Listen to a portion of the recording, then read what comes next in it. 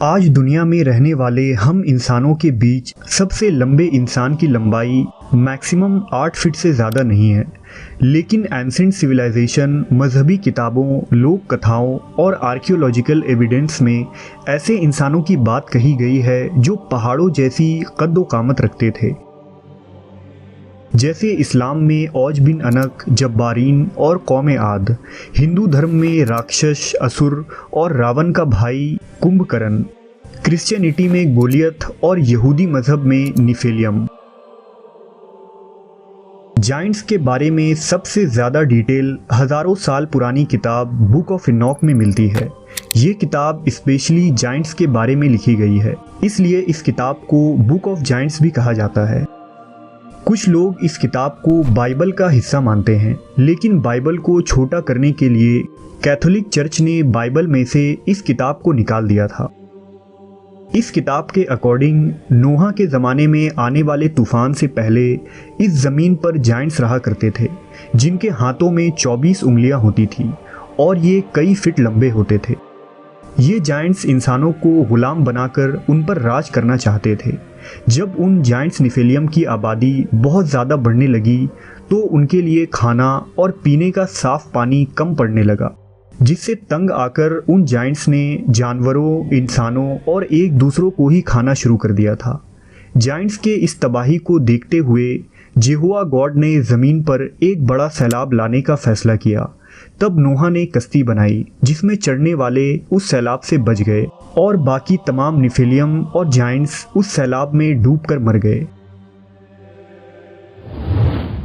Ancient civilisation में Giants का पहला जिक्र यूनानी लोक कथाओं में किया गया है। कहते हैं कि हजारों साल पहले जमीन की देवी गाया ने जाइंट्स और साइक्लोप्स को जन्म दिया था, जो कद में इंसानों से दुगने और तिगने होते थे और उनके माथे पर भी एक आंख होती थी। उन जाइंट्स ने टाइटन्स और ओलंपियन के बीच लड़ने वाले जंगों में भी हिस्सा लिया था। इन जाइंट्स और साइक्लोप्स के एग्जिस्टेंस के बारे में होमर ने भी अपनी किताब द ओडेसी में काफ़ी कुछ लिखा है। ये साइक्लोप्स काफ़ी ताकतवर और बड़े सर वाले और लड़ाकू हुआ करते थे। होमर और दूसरे ग्रीक ऑथर्स ने अपनी इंस्क्रिप्शन में 70 ऐसे जाइंट्स के नाम लिखे हैं जो हजारों साल पहले ज़मीन पर राज किया करते थे।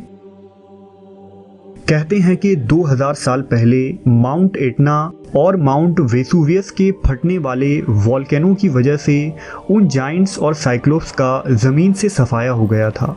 लेकिन आज ग्रीक आर्ट और लिटरेचर में जाइंट्स के बारे में मिलने वाले इतने सारे एविडेंस और बातें इंसानियत को सोचने पर मजबूर कर देती है कि क्या इंसानी सभ्यता से पहले भी इस ज़मीन पर जाइंट्स का राज था।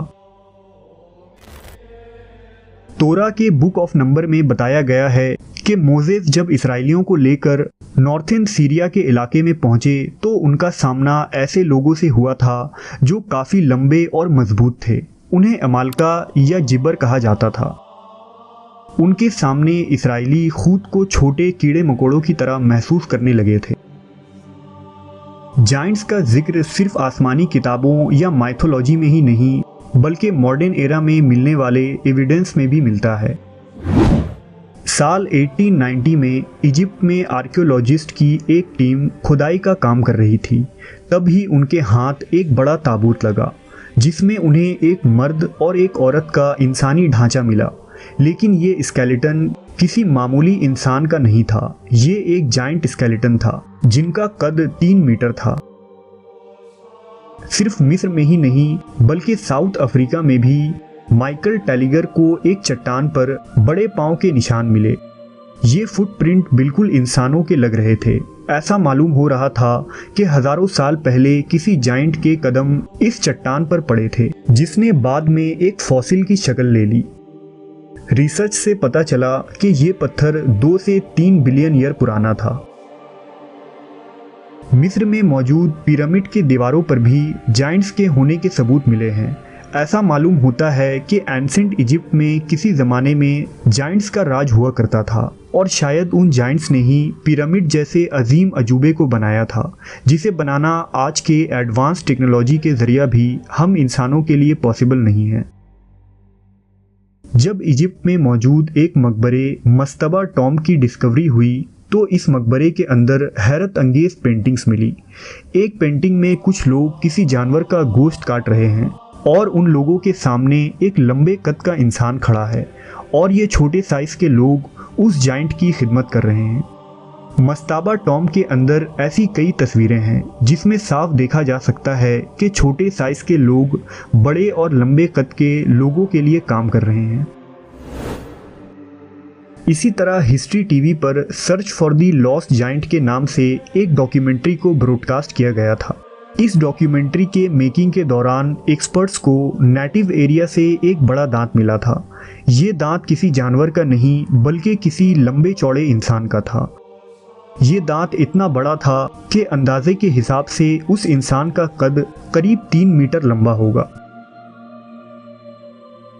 साल 2002 में जब यूएस मिलिट्री अफगानिस्तान में सर्च ऑपरेशन चला रही थी, तब एक दिन अचानक एक पूरी की पूरी आर्मी स्क्वाड गायब हो गई। ये वाकया कंधार के पहाड़ों में हुआ था। इस हादसे के फौरन बाद एक स्पेशल टास्क फोर्स तैयार की गई जिनका काम उस स्क्वाड का पता लगाना था। इस फोर्स के सिपाही कंधार के उस इलाके में पहुंचे और पहाड़ों की तरफ बढ़ने लगे। काफ़ी देर तक सर्च करने के बाद भी उन्हें कोई सुराग नहीं मिला।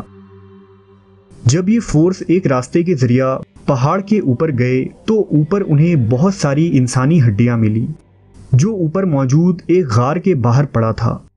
उन्हें शक था कि ये किसी दरिंदे या जानवर का काम है जो इस केव के अंदर छुपा होगा। अब वो लोग ध्यान से आगे बढ़ने लगे। तभी एक सिपाही ने देखा कि गुफा के अंदर से एक आवाज़ आई और अचानक अंदर से एक 15 फुट इंसान बाहर आया जिसके लंबे लाल बाल थे और उसकी दाढ़ी भी लाल रंग की थी। वो जानवरों की खाल पहने हुए था और खौफनाक आवाज़ों से दहाड़ रहा था। उसके हाथों में एक बड़ा सा भाला था जिसे उसने डैन नाम के एक सोल्जर के आर पार करके उसे हवा में उठा दिया और दूसरे सोल्जर्स की तरफ बढ़ने लगा। उन सोल्जर्स ने अंधाधुंध फायरिंग शुरू कर दी और उसकी खोपड़ी पर गोली लगते ही वो जमीन पर गिर पड़ा। जब सोल्जर्स ने उस जायंट को चेक किया तो वो अब मर चुका था।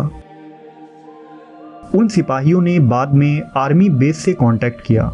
वहां 2 हेलीकॉप्टर मंगवाए गए और एक नेट के जरिया उसे वहां से ले जाया गया। आर्मी चीफ ने उन सिपाहियों के बयान लिए और इस फाइल को वहीं बंद कर दिया जिसे सालों तक खुफिया रखा गया। लेकिन साल 2016 में इस टीम के एक सोल्जर ने सामने आकर इस सीक्रेट को दुनिया के सामने रखा।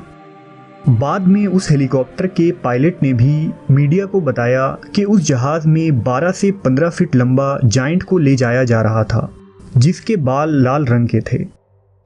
लेकिन यूएस गवर्नमेंट इस फाइल को कभी भी दुनिया के सामने नहीं लाएगी और ये कभी पता नहीं चल पाएगा कि इस जायंट के साथ आखिर क्या हुआ। इतने सारे सबूतों, लोक कथाओं और आर्कियोलॉजिस्ट को मिलने वाले इंसानी बाकियात को देखकर यही अंदाज़ा लगाया जा सकता है कि इस ज़मीन पर शायद कभी किसी दौर में जायंट्स रहा करते थे। लेकिन दूसरे जानवरों और इंसानों को इन जायंट्स से बचाने के लिए कुदरत ने उन्हें इस ज़मीन से ख़त्म कर दिया।